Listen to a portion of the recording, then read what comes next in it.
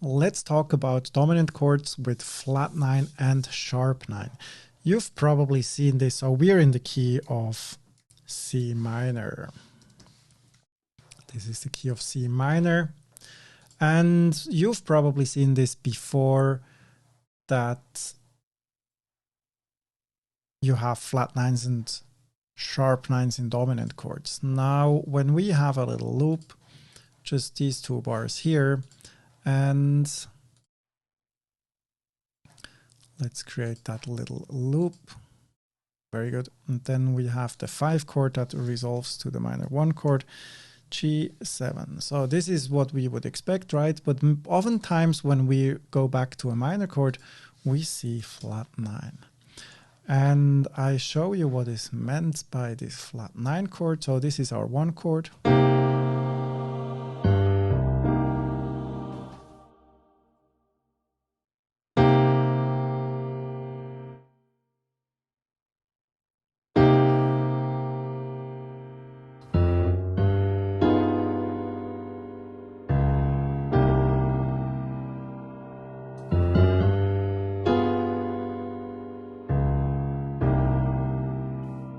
This is what we are actually talking about.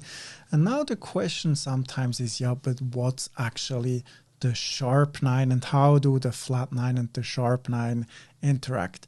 And one easy thing to remember, when there is a flat 9, it's always a sharp 9, and when there is a sharp 9, it's always a flat 9. The flat 9 and the sharp 9 are like brothers, like twin brothers. They always appear as a pack. If you have one, the other is not going to be far away. And when we have a C minor chord, and the 5 chord is the G7,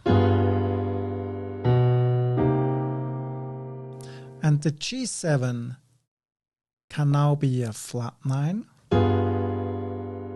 or a sharp 9.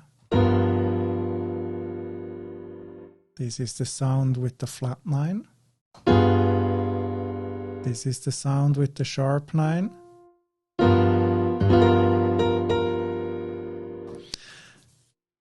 And this is the scale we're having, right?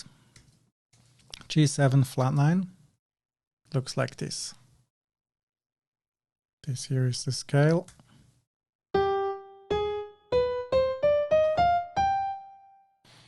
And what we do have is the 1, then the flat 9, then the major third, the 4, the 5, the flat 6, the flat 7, and the 1. This is what we're having. And what happens now is the following. From the flat 9 to the third, we have 3 semitones. And in jazz, it's very unusual to have these big leaps in between notes in a scale. We rather put in even more chromaticism, right? So what happens is that we just add a note, and this is the B flat here. This is what I'm going to do. And now we have the sharp 9 too.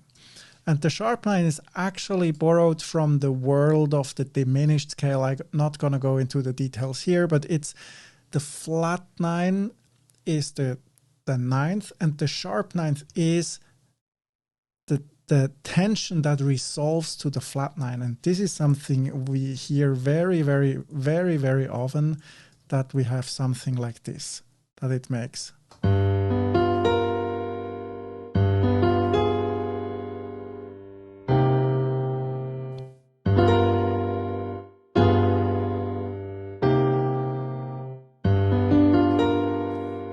Sharp 9, and then the resolution from the sharp 9 goes to the flat 9, and then the flat 9 resolves into the 5th of the 1 chord.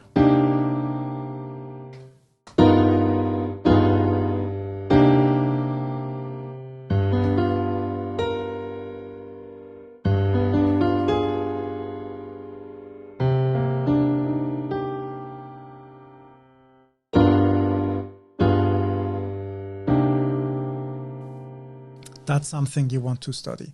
this, we can hear this in so many solos. There are beautiful lines that combine the sharp 9 and the flat 9 in so many ways.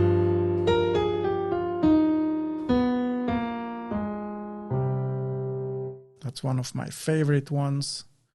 I think I stole it from Cannonball Adderley. That's how it goes. Well, this is the chord.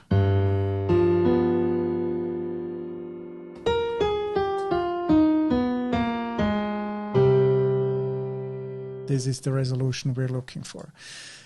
And for you to remember, it's just when there is a flat 9, there is a sharp 9 too. So when I change this to sharp 9, you see it's still this very scale. If I have something like flat 9, flat 13, that's something else we might see. It also contains a sharp 9. I don't even know whether this software here can add this too, flat 9, sharp 9, flat. Yes, but when you don't, we never use this. We never use this. What we see very, very often in many lead sheets is just this here. And a good one, a good song to practice this is actually Caravan. I did another video where I talked about Caravan. And Caravan, here you see you have a lot of C7 flat 9, and that's where you can really explore the flat 9 and the sharp 9, and then it resolves into the 1 minor chord.